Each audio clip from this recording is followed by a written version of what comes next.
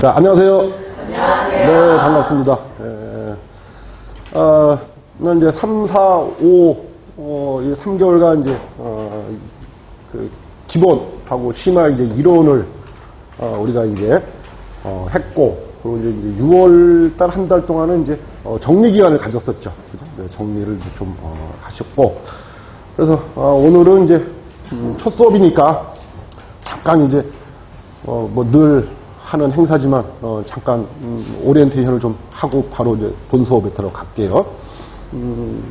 그래서 이제, 본 수업 같은 경우에는, 그런 것 같아요. 3, 4, 5 동안 이제 우리가 했던 이론을 이제, 정리를 하는 이제 시간으로 이제, 가지시면 될 것 같아요.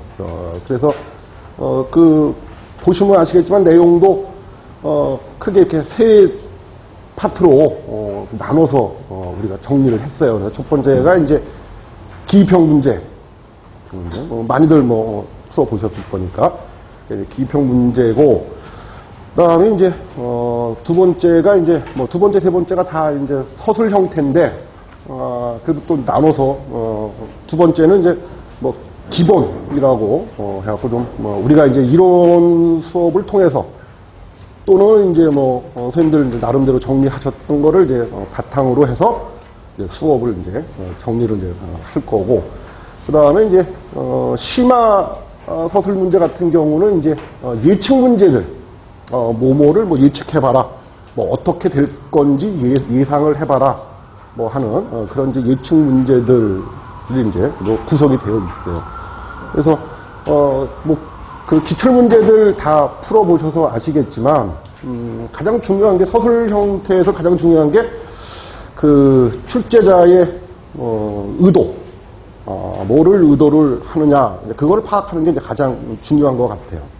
그래서 서술 형태의 문제에서는, 아마, 지금 우리 이제 같이 선생님들하고 같이 이제 수업하는 동안에, 이제 시간에 보면은, 주로 이제, 골격에 대한 얘기들을 이제 할 것 같아요. 골격에 대해서.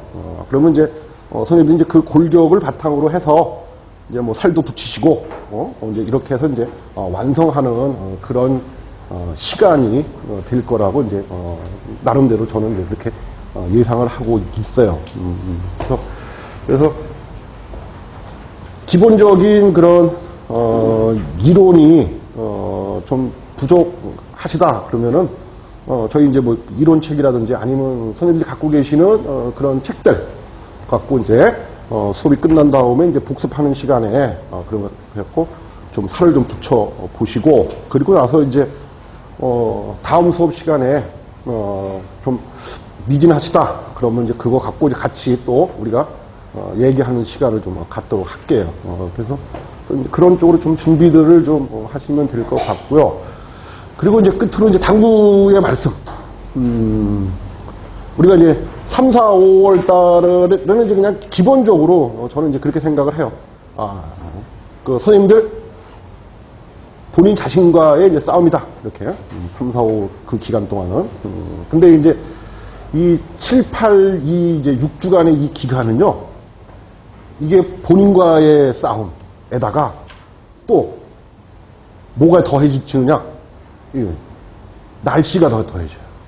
날씨가 이렇게 비도 오고 습도도 높고 온도도 높고 그래서 그런 두 가지 핸디캡을 갖고 이제 하시는 건데, 그래서 이제 꼭 잘 극복하실 수 있도록 빌어드리고, 그래서 자기 자신하고의 싸움에서 꼭 이기시기를 부탁드릴게요.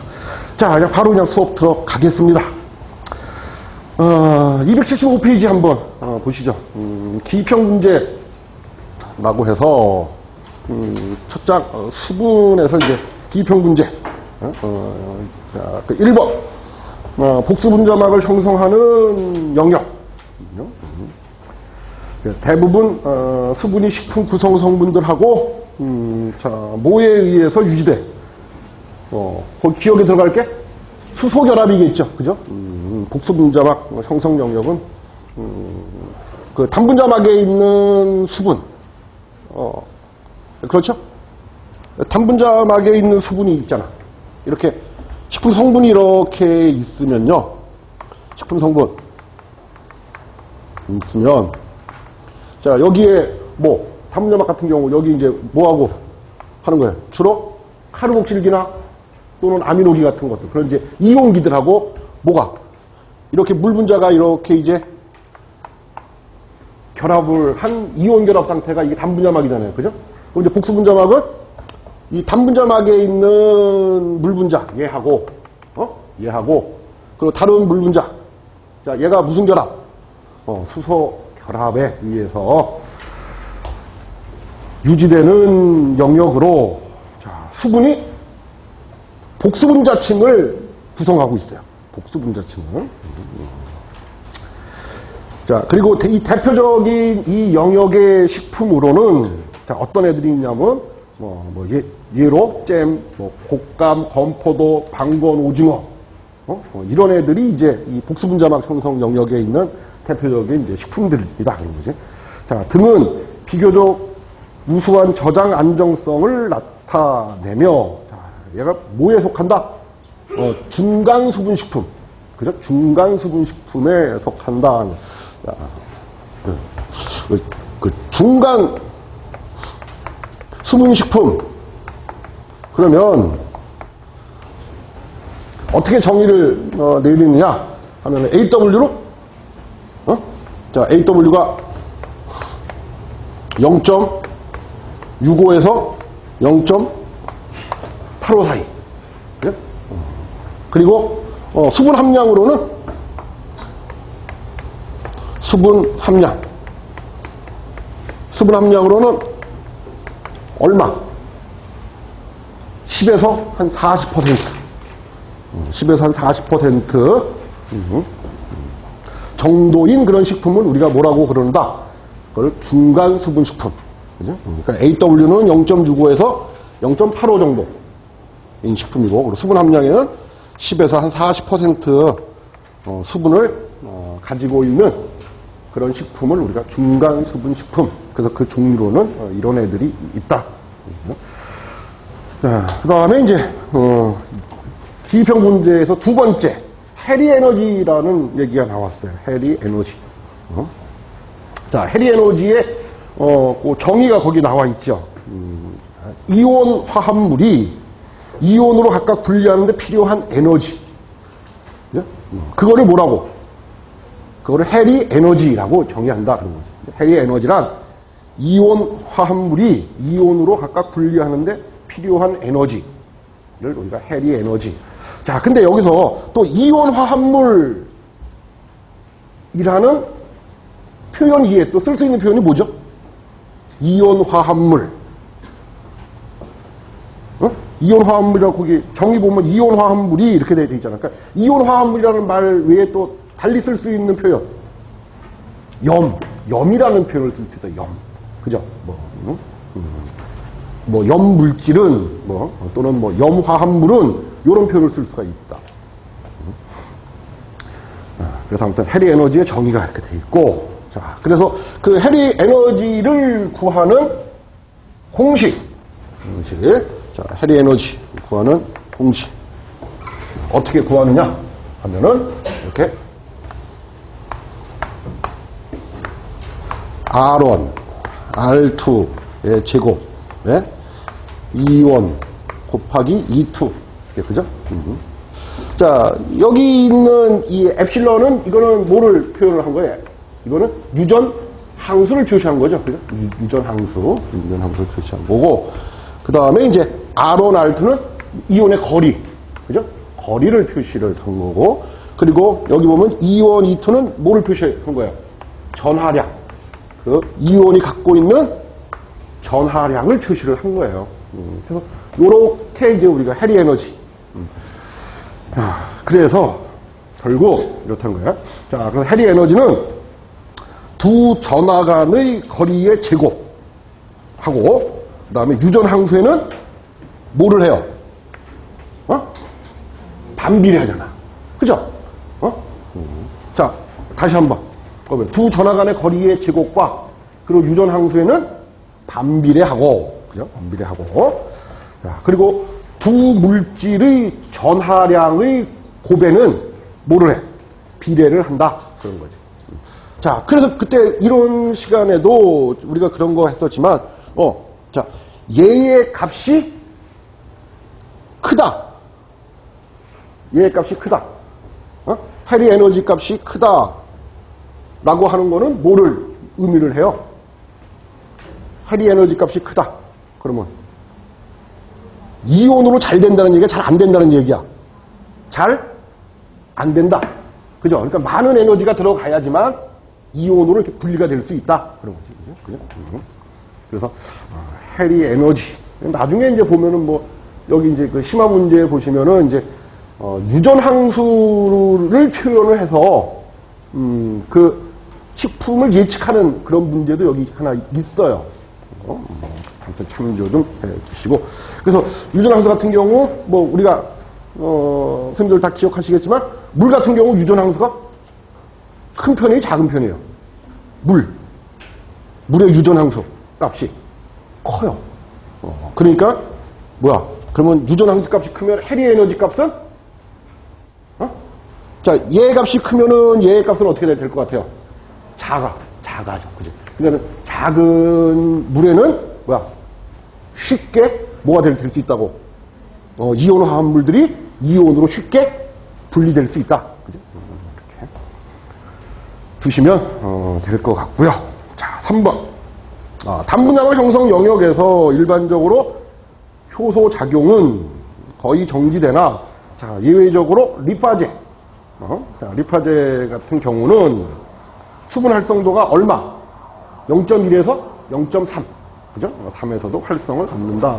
자, 리파제 같은 경우는 주로, 그 기질이 뭘 갖고 있어야지 작용을 하죠? 리파제? 어떤 데 작용을 하는 효소지? 그러니까는 그 기질이 어떤 구조를 갖고 있어야지 얘가 작용을 해요. 얘가 지금 어디에 작용하는 효소예요? 그 지질에 작용하는 거죠. 그래서 지질을 어떻게 해? 지질에 작용해서. 응? 자, 지질에 작용해서 그 지질을 어떻게 만들어 놓겠어요? 지방산과 글리세롤로 어떻게 해? 가수분해하죠. 분해를 하는 효소예요. 그죠? 그러면 이제, 자, 그러면 지방은, 그러면 뭐하고 뭐가 결합이 된 거예요, 그러면? 자, 지방은 뭐하고 뭐가 결합한 게 지방이야? 지방산과 그리세롤이 뭐 한 거예요? 에스터 결합한 거잖아. 그러면 얘는 어디에 작용한다는 거예요? 그렇지, 에스터 결합에 작용한다는 거야. 에스터 결합에. 그러니까 얘는 주로 그 지방의 에스터 결합에 작용을 해요. 에스터 결합에. 아마 우리 그때 효소 하면서 그런 말씀 나눴어요. 얘는 특징이 그 절대적 특이성이 있는 게 상대적 특이성을 갖고 있기 때문에, 그러면 이제 뭐에 작용을 해? 에스터 결합에 작용을 하는데 주로 뭐부터 작용을 해? 지방부터 먼저 자르고, 그러고 나서 이제 지방이 다 잘려서 없으면 이제 다른 에스터 결합 있죠. 그러니까는 지방만 에스터 결합하는 게 아니잖아. 다른 물질들도 에스터 결합할 거 아니에요, 그죠? 그럼 차후에 가서 이제 그것도 절단할 수 있다. 그런 특징을 갖고 있는 효소예요. 얘가. 자, 그 다음에 이제 기입형 문제에서는 뭐 이렇게 간략하게 살펴봤고요. 그 다음에 두 번째, 기본 서술 문제라고 하는 걸 한번 자, 식품에서 수분의 기능에 대해서, 뭐 수분의 기능은 선생님들도 뭐 기본적인 기능은 다 이제 정리가 되셨으리라 믿고 여기서 한번 그냥 간략하게 얘기를 한번 해보죠. 그래서 몇 가지로 표시를 해놨느냐? 5가지, 기본적으로 그래도 5가지 정도는 해봐라, 그런 얘기겠죠. 자, 첫 번째, 수분의 기능. 첫 번째. 자, 얘는 뭐 식품 중 화학적 변화에서 용매로 작용을 해요. 그러니까 식품 속에서 일어나는 화학 변화 있죠. 식품 속에서 일어나는 화학 변화에 뭐로 작용한다고? 용매로 작용을. 그래서 식품 속 화학 변화의 용매로 작용. 그다음에 이제 두 번째 또 뭐로 작용을 하느냐, 어떤 기능을 갖고 있냐면 운반체로서의 기능을 갖고 있어요. 그죠? 운반체 기능. 뭐 이거는 사실은 뭐 그렇게 운반체로서의 기능. 그러니까 뭐를 운반을 해요? 산소도 운반하고 또 뭐 영양물질, 그 다음에 또 노폐물, 뭐 이런 거를 운반하는 이제 운반체로서의 기능. 뭐 대표적으로 뭐 산소, 영양물질, 뭐 노폐물, 뭐 이런 것들을 이제 운반할 수 있는 그런 기능 갖고 있고요. 그 다음에 이제 세 번째는 조절 기능을 갖고 있어요. 조절 기능. 그죠? 조절 기능. 그래서 뭐 대표적인 게 조절 기능을 대표적인 게 뭐야? 체온 조절하고, 그죠? 체온을 조절하고, 그 다음에 pH, 그 다음에 삼투압 이런 거를 조절하고. 그러니까 이제 조절 기능 하고 거기 이제 뭐 세 가지 정도 적으시고, 조절 기능 및 열의 전달 수단, 열의 전달 수단으로서 사용을 할 수가 있다. 그 다음에 이제 네 번째는 얘 같은 경우는 이제 뭐 그냥 개략적으로 여기서는 그냥 개략적으로 표현을 하지만 이제 심한 문제에서는 좀 세부적으로 또 이렇게 나눠서 해야 되는데, 자, 어떤 형태로 표현을 했냐면 이제 친수성 고분자 화합물이라는 표현을 써요. 친수성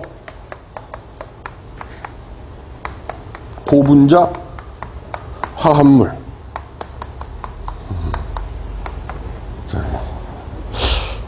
그래서 얘네들을 이제 어떻게 하냐 그런 거예요.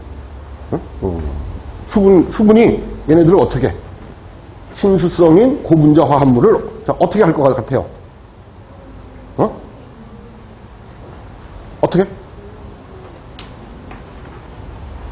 친수성 고분자 화합물 이런 거.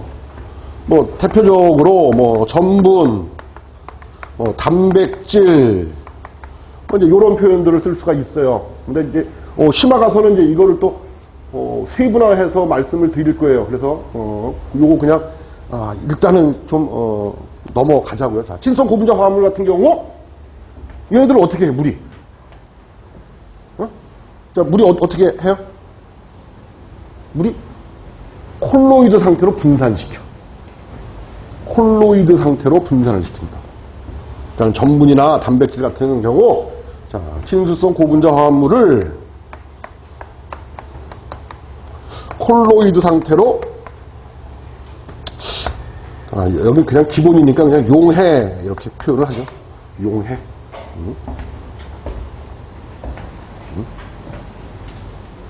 원래 용해라고 하는 거는 진용액 같은 상태를 우리가 용해라는 표현을 써요. 화학적 용어로서는. 근데 그냥 여기 기본 상태니까 사실 지금 요 문제만 일으키는 많아요. 얘도 문제가 되고, 얘도 문제가 되고, 뭐 쟤도 문제가 되고 그러는데 그냥 일단 기본이니까 이렇게. 그래서 자, 수분의 기능에서 네 번째, 고분자 화합물들을 물이 이제 어떻게 하느냐? 콜로이드 상태로 분산을 시킨다. 아니면 뭐 콜로이드 상태로 용해를 한다. 이렇게 일단은 알아두시고. 자, 그 다음에 다섯 번째가 이제 생체 고분자 구조를 유지하는 그런 기능이 있어요. 생체 고분자 구조. 그래서 대표적인 게 뭐예요? 단백질 구조죠. 단백질의 몇 차 구조? 2차 구조, 또 3차 구조에 관여를 해요. 그래서 단백질의 2차 구조, 그러면은 대표적인 형태가 어떤 형태가 있죠? 2차 구조, 단백질의 2차 구조, 그러면 형태가, 헬릭스 형태가 있고, 또 하나가 시트 형태, 시트 형태가 있잖아요. 그죠? 그런 형태의, 그런 형태를 유지하는데 누가 관여를 한다는 거예요? 수분이 관여를 한다는 거예요. 수분. 물론 뭐 다른 구조들도 마찬가지예요. 전분 같은 경우 있잖아요. 전분이 뭐하고 뭐로 구성된 게 전분이에요? 전분의 구성성분. 뭐하고 뭐로 구성된 게 전분이에요? 아밀로즈하고 아밀로펙틴으로. 그러면 이제 아밀로즈 구조는 어떤 구조죠? 사슬 구조잖아. 그 사슬 구조를 유지하는 데 관여하는 힘이 뭐예요? 그거는 이렇게 아밀로즈가 이런 구조로 되어 있잖아요. 그죠? 이런 구조로 되어 있잖아. 근데 이 구조, 이런 구조를 유지하는데 틀림없이 힘이 작용할 거라고. 근데 무슨 힘이 작용을 해?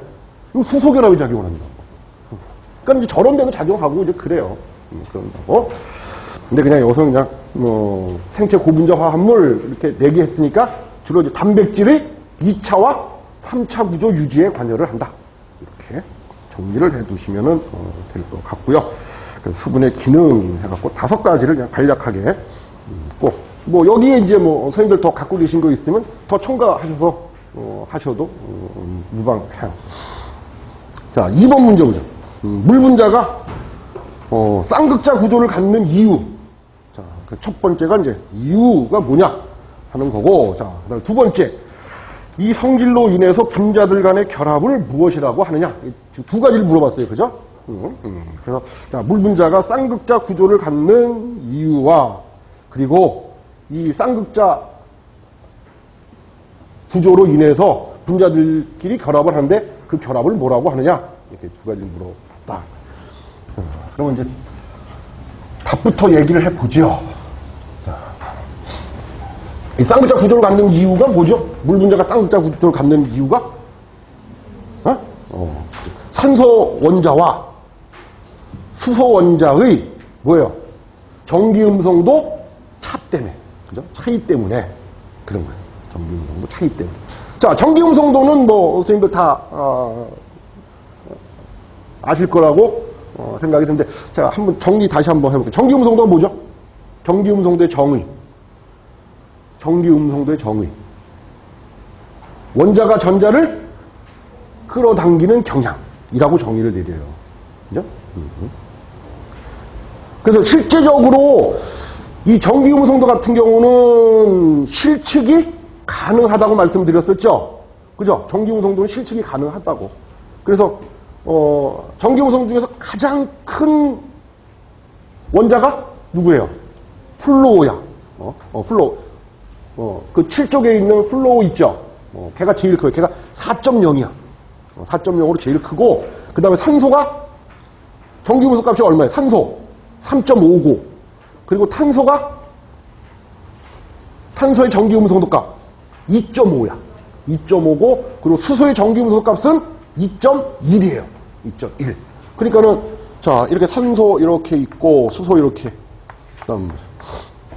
그러면 얘의 전기 음성도 값이 3.5. 그리고 얘는 2.1이니까, 뭐, 산소의 전기 음성도 값이 수소의 전기 음성 값보다 크다는 건 우리가 실측으로 가능하잖아요. 그죠? 그래서 이 전기 음성도 차이 때문에, 야, 이 수소에 있었던 뭐가, 전자가 산소 쪽으로 이동을 하게 돼요. 그죠? 산소 쪽으로. 마찬가지로 이렇게 이동을 하게 될 거야. 그래서 산소는 부분적으로 뭐, 음이온을 띠게 되고, 그죠? 부분적으로 음이온을 띠게 되고, 그리고 수소는 부분적으로 양이온을 띠게 돼. 그래서 얘는 이렇게 표시를 했잖아요. 이렇게, 그죠? 이렇게 표시하고, 얘는 이렇게 표시했고, 그죠? 이렇게. 그래서 이렇게 동일 분자상에 서로 다른 2개의 극을 다 갖고 있는 구조가 돼. 그래서 이런 구조를 우리가 뭐라고 하느냐? 이걸 다이폴 스트럭처 구조라고 그런다. 그러죠? 그러니까 쌍극자 구조다. 이렇게 표현. 그래서, 전기 음성도의 차이 때문에, 물 분자가 뭐를? 쌍극자 구조를 갖게 돼. 그러면 이제 여기에 또 하는 문제가 그거잖아요. 이제 자, 여기에 그러면 또 다른 물 분자가 있다고 가정을 해보자. 여기에 이렇게. 다른 물 분자가 있다고 가정을 해보자. 그러면 얘 같은 경우는 이렇게 하고, 얘는 이렇게 표시가 될 거예요. 그죠? 그래서 이쪽 물 분자에 있는 뭐하고? 수소 원자, 얘하고. 그렇죠? 그리고 이쪽 물 분자에 있는 누구? 산소 원자하고 서로 극이 다르니까 뭐를 해? 이렇게 결합을 한다 이거죠. 그죠? 이렇게 결합을 한다. 그래서 우리가 그 두 번째의 질문이 이거잖아요. 요런 결합을 뭐라고? 수소 결합이라고 한다. 그런 거죠. 근데 원래 실제적으로 수소 결합은 물 분자끼리만 하는 거예요? 물 분자에서만 수소 결합해요? 아니죠. 물 분자하고 뭐하고도 수소 결합할 수 있어. 식품 성분들하고 수소 결합할 수 있어. 그러니까는 여기. 이런 구조 유지하는데 이게 수소 결합이 관여한다고 그러죠. 그러니까 물 분자하고 물 분자끼리만 하는 게 수소 결합이 아니고 물 분자하고 뭐하고도 수소 결합할 수 있다고. 식품 성분들하고도 수소 결합할 수 있다. 그래서 2번 문제까지는 설명이 됐고요. 자, 그 다음에 이제 3번 문제 보죠. 수분의 기능 중, 자, 침수성 고분자 화합물을 어떤 형태로 용해를 하는가? 이렇게 물어봤어요. 자, 수분이, 뭐, 금방 여기, 아까 수분의 기능 몇 번째예요? 네 번째에서 얘기했던 거 아니야. 그죠? 네 번째에서. 자, 수분의 기능 중 침수성 고분자 화합물을 어떤 형태로 용해를 하는가? 자, 그러니까 고분자 화합물이니까 일단 분자량이 어때야 돼요? 말 그대로 커야 되잖아. 근데 그때도 제가 말씀드렸다시피 도대체 크다는 표현이 막연한 거잖아요. 그죠? 얼마만큼 커야지 고분자라는 표현을 쓸 건가? 얼마 정도 돼야지 고분자라는 표현을 쓴다 그랬죠? 분자량이 만 이상 되는 물질은 고분자라는 표현을 쓰는 거예요. 그러니까는, 예를 들어서, 전분이 고분자, 단백질이 고분자라고 우리가 얘기를 해요. 그러면 기본적으로 얘네들의 분자량은 만 이상이 된다는 얘기예요. 그죠? 그래야지 고분자라는 표현을 쓴다고. 수분의 기능 중 침수성 고분자 화합물을 어떤 형태로 용해하는가? 그래서 여기는 이제 기본 문제니까 이렇게 표현을 했어요. 용해하는가 이렇게 하는데 사실은 이 고분자 화합물들을 물이 어떻게 용해하는 것이 아니라 콜로이드 상태로 분산을 시켜 놓는 거예요. 그러니까 뭐 그냥 여기 용해라고 표현했기 때문에 그냥 답도 콜로이드 상태로 용해라고 그냥 적어도 되는데 실제적으로 이제 뭐 심화 문제 가서 보면은 이제 나눠놨어요. 진짜 침수성 있는 애들하고 그리고 물에 녹지 않는 애. 그러니까 자, 전분이나 단백질 중에서 단백질 중에서 물에 녹는 거 대표적인 애가 누가 있죠? 물에 용해되는 애. 네. 물 중에 단백질 중에서 물에 용해할 수 있는 애. 알부민 있잖아, 알부민. 그죠? 알부민이 수용성 단백질 아니야, 알부민. 근데 그 이외의 단백질들은 물에 어떻게 돼요? 용해 안 돼. 그럼 어떤 형태가 돼? 콜로이드 상태로 분산이 돼요. 콜로이드 상태로 분산. 그건 좀 나눠서 이따가 이제 얘기할 때 다시 한번 하시고. 자, 그래서 아무튼 3번 문제가 그거예요. 수분의 기능 중 침수성 고분자 화합물을 어떤 형태로 용해를 하는가? 그러니까는 어떤 형태로? 자, 답을 어떻게 쓰면 돼요? 콜로이드 상태로 용해. 왜냐면 문제에서 용해라고 물어봤으니까 용해 이렇게. 자, 그러면 이제 여기서 콜로이드에 대한 것들을 한번 일단 뭐 이런 시간에도 정리했지만 다시 한번 정리를 한번 해볼게요. 자, 첫 번째 정의, 콜로이드의 정의. 자, 어느 정도 되는 애를 우리가 콜로이드라고 하느냐 하면 입자의 크기가 자, 어느 정도 돼야 돼요? 10의 마이너스 7승보다는 크고 10의 마이너스 5승보다는 작은 입자들을 우리가 콜로이드라고 정의를 해요. 그러니까 입자의 크기가 10의 마이너스 7승보다는 크고 그리고 10의 마이너스 5승보다는 작은 입자들을 우리가 콜로이드라고 정의를 한다고. 자, 그래서 정의는 이제 이렇게 돼 있고. 그 다음에 이제 콜로이드 종류를 보시면, 자, 뭐에 따라서 콜로이드를 우리가 분류를 할 수가 있느냐 하면은, 얘에 따라서 분류할 수 있잖아요. 그죠? 함수량에 따라서. 그러니까는 콜로이드 물질이 물을 얼마큼 갖고 있느냐. 그래서 물을 많이 갖고 있는 콜로이드는 뭐라고 부르냐? 물을 많이 갖고 있는 콜로이드. 그걸 졸이라고 불러요. 졸. 물을 많이 갖고 있는 그런 콜로이드 물질들은 우리가 졸 이렇게 부르고, 그리고 물을 적게 갖고 있는 콜로이드 물질은 뭐라고? 겔 이렇게 부릅니다. 그래서 함수장에 따라서 콜로이드를 우리가 이렇게 두 가지로 분류를 한다 그런 거죠. 그죠? 그래서 졸이란 콜로이드가 뭐를 갖고 있는가? 콜로이드가 유동성을 갖고 있는 게 졸이에요. 그러니까 이렇게 흐를 수 있는, 그러니까 유동성이 이렇게 흐를 수 있는 걸 유동성이라고 그러잖아. 그러니까 콜로이드가 유동성을 가지고 있는 것을 우리가 졸 이렇게 얘기를 한다고요. 그러면 대표적인 식품의 예로 뭐가 있어요? 식품의 예로. 졸 상태의 콜로이드인 식품. 우유. 우유가 있어요, 우유. 우유. 그래서 대표적인 게 이제 식품으로는 이제 우유. 대표적인 예가 되고. 자, 그러면 이제 겔은 뭐겠어요? 콜로이드가 유동성을 상실을 해. 그래서, 자, 유동성 상실해서, 자, 어떻게 돼요? 유동성을 상실해서 일정한 형태를 갖는 거. 콜로이드가 유동성을 상실해서 일정한 형태를 가지고 있는 것을 우리가 뭐라고? 겔이라고 그런다. 겔. 자, 대표적인 식품의 예로, 자, 뭐가 있어요?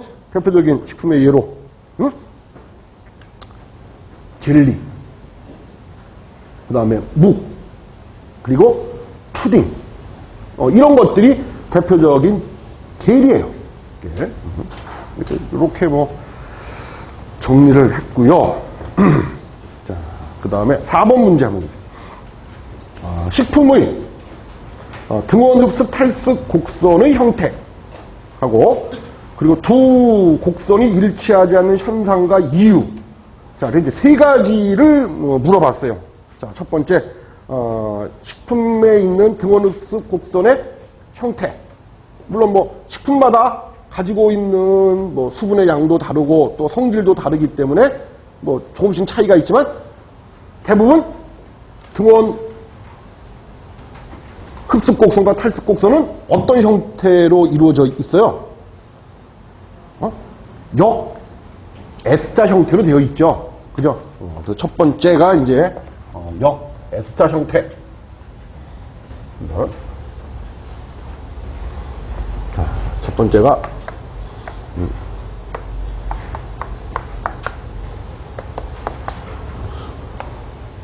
뭐 물론 식품마다 조금씩은 다 다르지만 아무튼 이런 형태로 되어 있다. 식품의 등원 흡습 곡선과 등원 탈습 곡선은 이런 식으로 되어 있다. 자, 그리고 이제 두 번째 물어본 게 두 곡선이 일치하지 않는 이런 현상을 뭐라고? 이거를 히스테리시스 이펙트, 즉 우리말로 하면은 이력 현상이라고 한다. 그죠? 이력 현상. 자, 그러면 이제 문제가 이거죠. 세 번째. 야, 그럼 왜 이렇게 쉽게 얘기해서 무슨 뜻이에요? 이게 그 등원 흡습 탈습 곡선이 일치하지 않는 걸 그냥 쉽게 표현하면 뭐예요? 뭐라고 표현하면 되겠어? 탈습 지나갔던 수분이, 그죠? 탈습 지나갔던 수분이 뭐해? 뭐 할 때? 흡습 시 전량 다 들어오지 않는 거. 그죠? 라고 얘기할 수가 있잖아요. 그죠? 그게 등원 흡습 탈습, 즉 뭐야? 그게 바로 이 이력 현상이잖아. 그죠? 탈습 지나갔던 수분이 흡습 시 전량 다 들어오지 않아서 생기는 차이를 우리가 이력 현상이라고 그런다. 자, 그럼 이제 그 이유 보면은 이제 뭐 심화 문제 보면은 뭐 잉크병 이론이라는 것도 있고, 그 다음에 또 뭐 개방기고학설이라고 하는 표현도 있고 그래요. 근데 여기서 그냥 간단하게 이렇게. 자, 그 이유. 탈습 과정 중, 탈습을 해요. 탈습을 해. 자, 그러면 식품에서 변형이 생기겠죠. 자, 지금 탈습 과정 중이야. 그러면 식품에서 변형. 자, 대표적인 변형이 뭐예요? 탈습하는 동안에 식품에서 생기는 변화. 우리 눈으로 볼 수 있는 변화. 뭐예요? 조직의 수축. 그렇겠죠.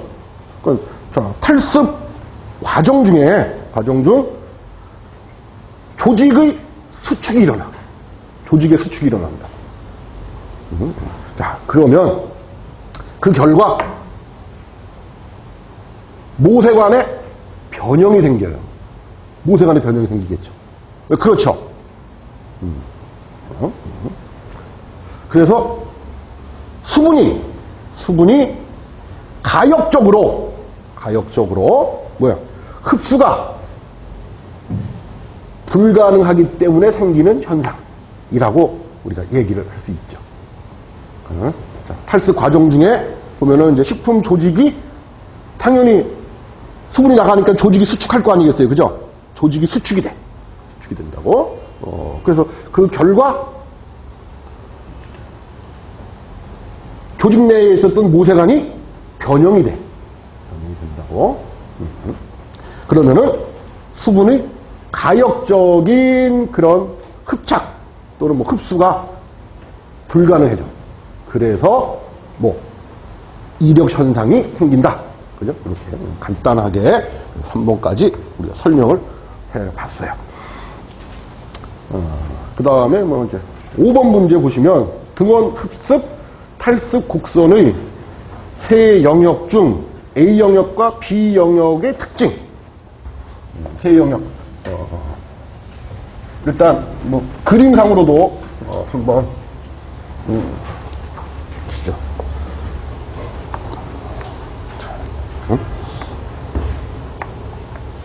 이 위에 있는 곡선이 뭐예요?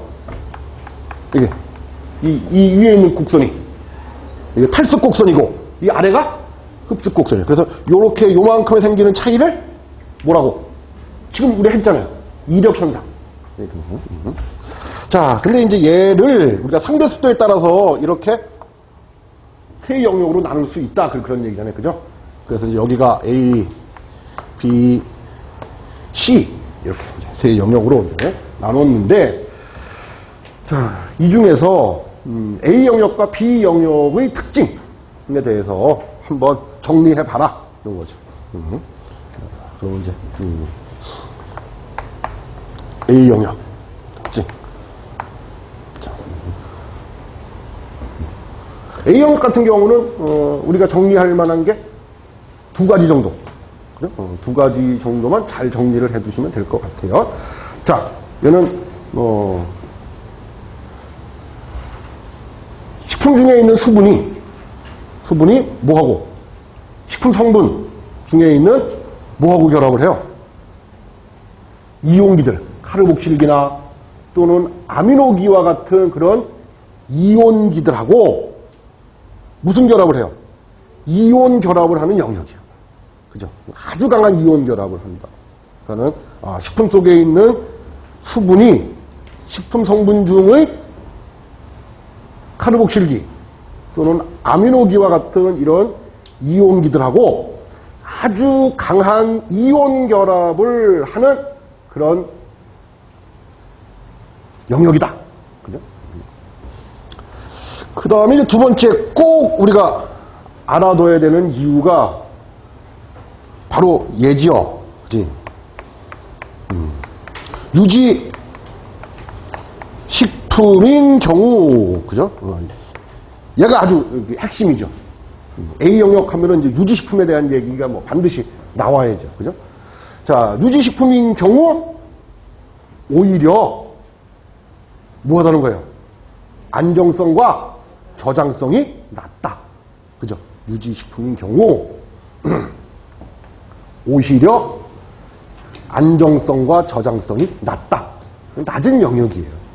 그래서 뭐 A 영역에서는 요 두 가지는 꼭 좀 우리가 좀 이해를 좀 해두세요. 자, 그 다음에 이제 뭐 그래서 이제 왜 낮냐 뭐 하는 건 이제 뒤에 또 문제가 나오니까 그때 또 하기로 하고요. 자, 그 다음에 이제 B 영역의 특징. 지금 이제 요 영역이에요, 그죠? 자, 요 영역 얘기할 때 반드시 또 뭐에 대한 얘기도 같이 우리가 정리를 해 두셔야 돼요. 요 A 영역과 B 영역의 요 경계점에 있는 B 포인트. 그죠? 뭐 AW로 보면은 대략 어느 정도 되죠? 0.3에서 0.4 정도. 근데 뭐, 아까도 얘기했지만, 그 이론 시간에도 제가 말씀드렸다시피, 뭐 책마다, 뭐 식품마다 좀 차이가 있어서 그런데 보통 뭐 0.2에서 0.3 이렇게 표현한 책들도 있고요. 저같이 0.3에서 0.4 이렇게 표현하는 책들도 있고 그래요. 그러니까는 뭐 그거는 뭐 크게 문제가 될 것 같지는 않아요. 자, 그래서 이제 요 영역은 뭐 이따가 다시 문제가 있으니까 얘기하기로 하고, 자, 지금 이제 요 영역의 특징에 대한 거잖아요. 그죠? B 영역의 특징. 자, 그래서 첫 번째. 얘 같은 경우는 뭐 하다는 거예요? 자, 주로 뭐를 형성을 해? 복수 분자막을 형성하는 영역이다. 그죠? 복수 분자막을 형성하는. 그래서, 아까도 잠깐, 우리가 뭐 할 때 했나? 기입형 문제 할 때 했었나요? 이렇게. 이게 식품 성분이에요. 그죠? 식품 성분이고, 그리고 여기에 이제 이렇게 이용기들이 이렇게 있어요. 이용기들이 이렇게 있으면, 여기에 이제 물 분자가 이렇게 결합을 하는 거예요. 그죠? 그래서 요 형태를 우리가 뭐라고? 단분자막이라고 얘기를 하고요. 그죠? 요 형태를. 그리고 이제 여기, 그 위에 이제 이렇게 물 분자들이 이렇게 있다고. 이렇게. 물 분자들이 이렇게 있어. 그러면 이제, 이 단분자막에 있는 이 물 분자하고, 그죠? 물 분자하고, 그리고 새로운 물 분자가 물 분자와 물 분자 사이의 결합. 수소 결합을 하고. 수소 결합을 하고. 그래서 복수 분자막을 형성하는 영역이다. B 영역은. 자, 그런데 이제 또 두 번째가, 자, 얘 같은 경우는 A형 같은 경우는 아주 강한 이온 결합을 한 데에 비해서 얘는 무슨 결합? 수소 결합을 하고 있는 영역이에요. 그죠? 수소 결합으로 이루어진 영역이에요. 그래서 막 우리가 뭐, 건조를 한다든지, 그럴 때는 쟤까지도 제거가 가능해요. 왜냐하면 수소 결합으로 되어 있기 때문에, 제거가 가능하다고. 수소 결합으로, 이루어진 영역. 그 다음에 이제 뭐 A 영역에서 유지식품에 대한 얘기를 하면 B 영역에서는 세 번째로 얘에 대한 얘기가 반드시 나오죠. 건조식품인 경우 이렇게. 그죠? 건조식품인 경우 어떻다고? 건조식품인 경우. 응?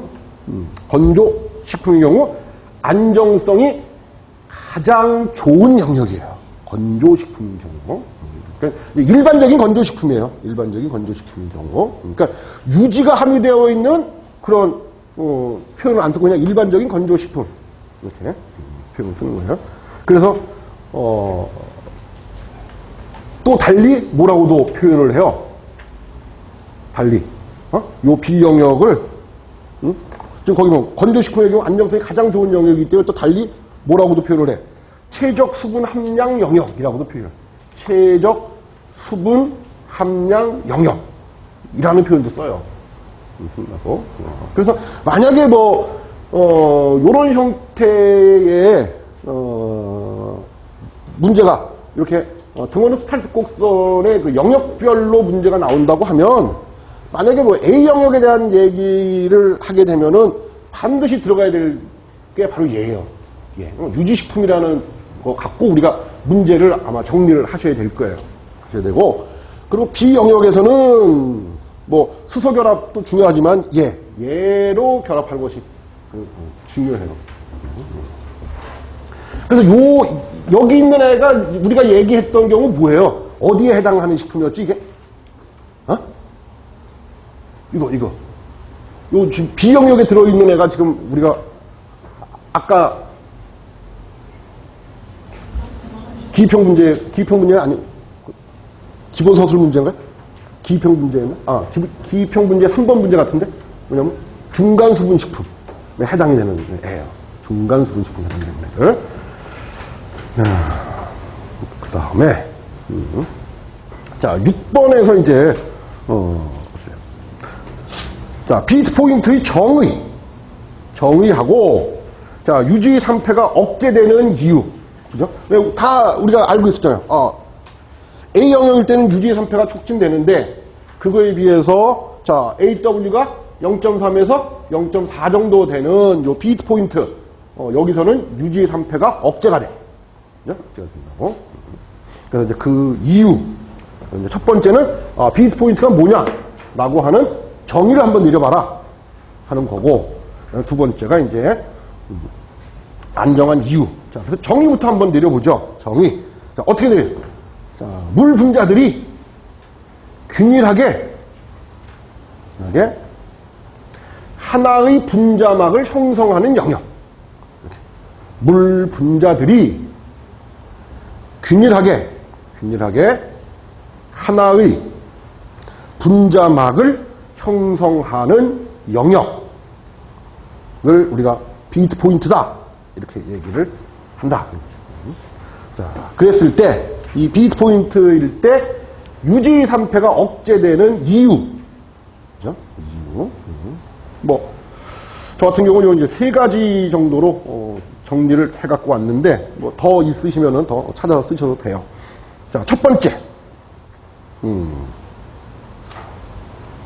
물 분자가, 유리 레디칼 반응에 의해서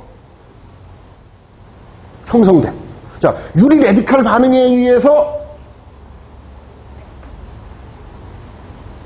1차적으로 뭐가 만들어져요? 유리 레디칼 반응에 의해서 1차적으로 뭐가 만들어져? 지금 어디 유리 레디칼 반응이에요? 지금, 유지에서 유리 레디칼 반응이잖아. 그럼 이제 유리 레디칼 반응이 시작을 했어요. 그럼 1차적으로 만들어내는 애가 누구야? 과산화물. 그죠? 그러니까 자, 보세요. 자, 그래서 첫 번째 이제 이유로, 자, 물 분자가, 그러니까는 어디에 있는 물 분자라는 얘기예요? 비트 포인트에 있는 물 분자가, 그지? 비트 포인트에 있는 물 분자가, 자, 유리 레디칼 반응에 의해서 만들어진 과산화물과 결합을 해. 과산화물과 결합을 한다. 그래서 뭐를 만들어? 복합체를 형성을 해요. 복합체를 형성을 해.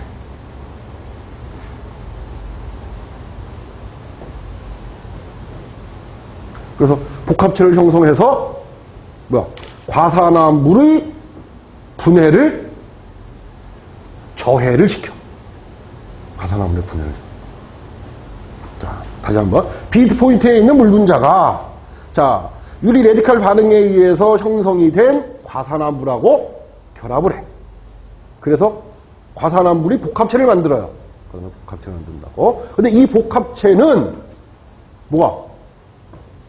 쉽게 뭐가 잘 안 된다는 거예요. 분해가 잘 안 된다. 그런 얘기지. 그죠? 분해가 잘 안 된다. 그래서 비트 포인트일 때, 비트 포인트에 있는 그때 유지의 3패가 억제가 된다. 자, 그 다음에 두 번째. 또, 왜 억제되는 이유가 뭐냐? 자, 물 분자가 산화촉매제로 사용이 되는. 산화촉매제로 사용되는 애가 누구예요? 뭐가 있어요? 금속 이온들. 그치? 금속 이온들. 자, 물 분자가 산화촉매제로 사용되는 물 분자하고 결합을 해. 결합을 한다고. 또는 아니. 무슨 소리야? 자, 물 분자가 산화촉매제로 이용되는 중금속. 그죠? 금속이어야 되고. 자, 중금속 이온하고 수화라는 표현도 낫겠다. 수화를 해요. 수화. 자, 물 분자가 산화 촉진제로 사용하는 중금속 이온하고 수화를 해. 수화. 그래서 자, 뭘 만들어요? 금속 수산화물의 형태를 만들어. 금속 수산화물의 형태를 만들어. 응? 자, 그러면은 뭐가 억제가 될 수 있어요? 촉매작용이 억제가 될 수가 있다. 그죠? 촉매작용이 억제가 되기 때문에 이 비트 포인트일 때 뭐 할 수 있다? 유지 3패가 억제될 수 있다. 자, 그 다음에 세 번째. 뭐가 있을까? 산소 유입 방지. 산소 유입 방지. 왜? 이유가 뭐예요? 이유가.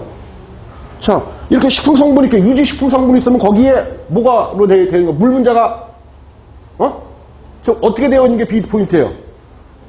거기 정의가 뭐로 되어 있어요? 정의가. 비트 포인트의 정의. 단일막을 형성하고 있는 거 아니야? 이렇게 단일막. 그러니까는 산소나 또는 뭐야? 광선이 직접 뭐하고 결합을 안 해. 못하게 해줘요. 유지하고. 그죠? 유지 성분하고. 왜냐면 이렇게 단일막을 이렇게 만들어 버렸으니까. 단일막을 이렇게 만들었으니까. 그래서 산소, 산소 또는 거기다 광선 이렇게 같이 써도 되겠네요. 그죠? 산소하고 콤마 찍고 광선 유입 방지. 이렇게. 자, 8번부터는 조금 쉬었다가 다시 말씀드리죠.